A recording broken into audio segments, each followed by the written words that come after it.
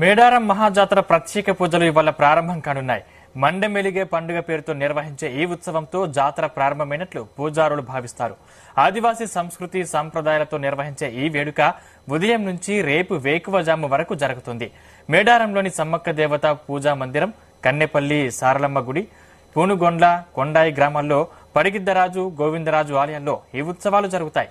పూర్వకాలంలో ఈ గుడుల స్థానంలో గుడిసెలు ఉండేవి. 2 ఏళ్లకు ఇవి పాతబడి పోవడంతో పూజారులు అడవికి వెళ్లి చెట్టు కొమ్మలు, వాసాలు, గడ్డి తీసుకువచ్చి దేవుళ్లకు కొత్తగా గుడిని నిర్మించి పండుగ జరుపుకునేవారు.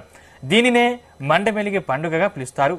పూజారులందరూ ఆచారం ప్రకారం తలో పనిచేసి పగలంతా మండమెలిగి రాత్రంతా దేవతల గద్దెలపై జాగారం చేయడం సాంప్రదాయం.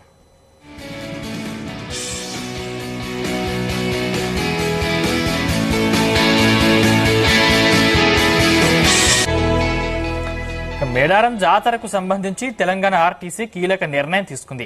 మేడారం జాతర ప్రసాదాన్ని ఆన్లైన్లో బుక్ చేసుకుంటే ఇంటికి పంపుతామని ఆర్టీసీ తెలిపింది. ఈ మేరకు దేవాదాయ శాఖతో సంస్థ లాజిస్టిక్స్ విభాగం ఒప్పందం చేసుకుంది.